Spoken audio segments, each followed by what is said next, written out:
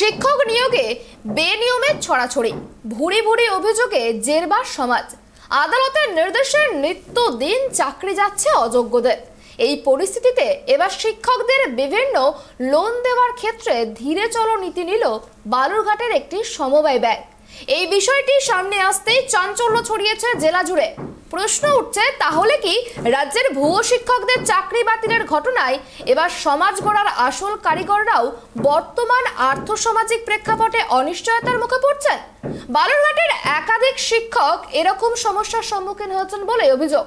সহজ কথায়, শিক্ষকের চাকরি করলে লোন দেবে না ব্যাংক।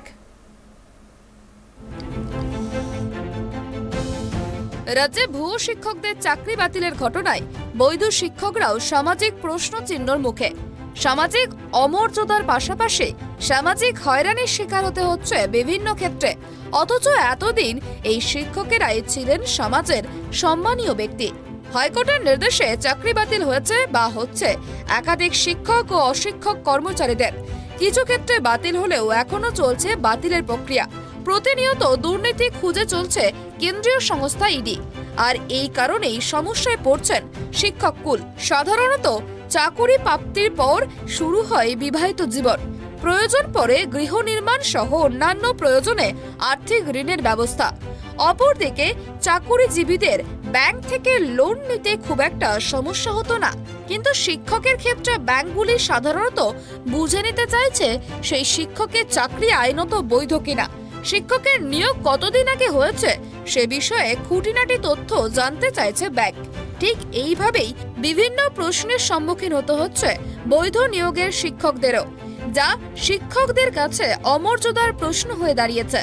দক্ষিণ দিনাজপুর জেলার বাম শিক্ষক সংগঠন নেতা শঙ্কর ঘোষ জানান, শিক্ষকদের হয়রানি না করে যাতে ব্যাংক লোন পায় তার ব্যবস্থা করতে হবে। অপরদিকে শিক্ষা দপ্তরের দুর্নীতিতে যারা চাকরি পেয়েছেন তার দায় সরকারের, ফলে সরকারকেই এই দায় নিতে হবে। প্রথম কথা হচ্ছে, চাকরি তারা পেয়েছে, সেখানে চাকরি যাচ্ছে কি না যাচ্ছে সেটা পরের বিষয়। আমাদের সার্ভিস কন্ট্রাক্ট রুলে 2 বছর চাকরি হয়ে গেলে তার চাকরি কনফার্মেশন হয়ে যায়। সেক্ষেত্রে যে সমস্ত ব্যাংক তাদের লোন না দিয়ে ঘোরাচ্ছে সেটা অমানবিক। আমরা এটা বিরোধিতা করছি এবং আমাদের জেলায় অন্যান্য ব্যাংকও হয়েছিল, সেখানে আন্দোলন করে সেখানকার ম্যানেজাররা সেই লোন দিয়েছেন। যে ব্যাংক এখন আটকাচ্ছে, আমি জানি না কোন কোন ব্যাংক আটকাচ্ছে, সেটা তাদের ঠিক না।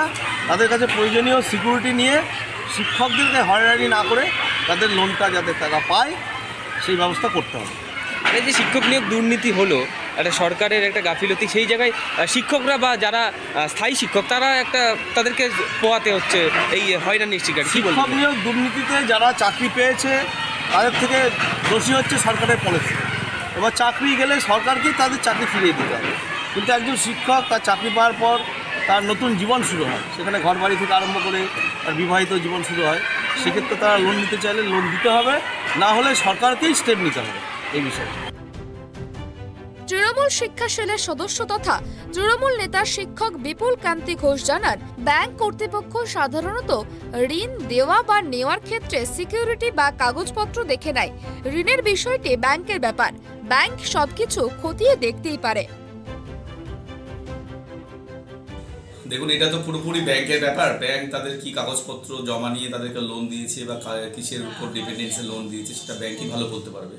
কেন এই বিষয়ে তো আমি সঠিক বলতে পারবো না, কেন ব্যাংক তাদের তো কাগজ যখন লোন ডিসবার্স করে তার আগে সমস্ত ক্রাইটেরিয়া ফুলফিল করে সমস্ত কাগজপত্র দেখে তাদের চাকরির যে ডিউরেশন সেটা দেখে, চাকরির সমস্ত কিছু দেখে তারপরে কনভিন্স হয় এবং তারপরে তারা লোনটা ডিসবার্স করে। সেক্ষেত্রে ব্যাংক হয়তো একটা সন্দেহের জায়গায় এসেছে। তো আপাতত ওরা ব্যাপারটা ছানবিনের জন্য বা প্রপার একটা ইনভেস্টিগেশনের জন্য হয়তো আপাতত পোস্টপোন রেখেছে। পরবর্তীতে যদি ওরা কনভিন্স হয় যে না দেওয়া যেতে পারে, তখন হয়তো তারা সেই প্রসেসটা ফরওয়ার্ড করতে পারে। শিক্ষকদের অ্যাকচুয়ালি প্রসেসটা তো টাকা পয়সার লেনদেনের ব্যাপার, রেসপন্সিবিলিটি দুই পক্ষেরই থাকে। শিক্ষক যেমন তার একটা রেসপন্সিবিলিটি আছে, আবার অপরদিকে ব্যাংকেরও একটা রেসপন্সিবিলিটি আছে।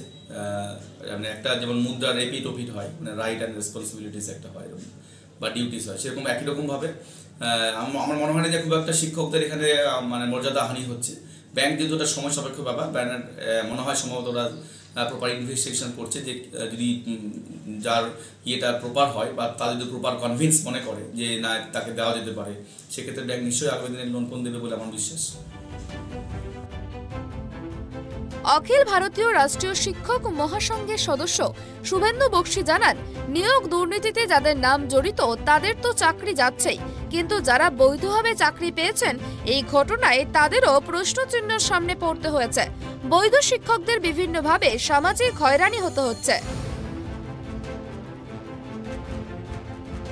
দেখুন, বর্তমান যে পরিস্থিতি, ভয়ঙ্কর পরিস্থিতি চলছে, গোটা পশ্চিমবঙ্গের শিক্ষা এবং শিক্ষক সমাজ একটা বড় প্রশ্নচিহ্নের মুখে দাঁড়িয়ে। এটাতে কি হচ্ছে, যাদের বেআইনিভাবে চাকরি হয়েছিল তাদের লিস্ট ধরে ধরে চাকরি নাম দিয়ে দিয়ে চাকরি বাতিল করা হচ্ছে। তাতে তো যাদের চাকরি যাচ্ছেই, তার সঙ্গে সঙ্গে গোটা যে শিক্ষক সমাজ, সেই শিক্ষক সমাজ একটা বড় প্রশ্নচিহ্নের সামনে দাঁড়িয়ে যাচ্ছে। এবং এরকম আমাদের কানে বহু খবর আসছে যে শিক্ষকরা যারা বাড়ি করার জন্য বা অন্য কোনো কারণে ব্যাংকে ঋণের জন্য আবেদন করছেন, তাদের ঋণ দেওয়ার ক্ষেত্রে ব্যাংকেরও কোনো দোষ নেই, কারণ ব্যাংক কী করে বুঝতে পারবে।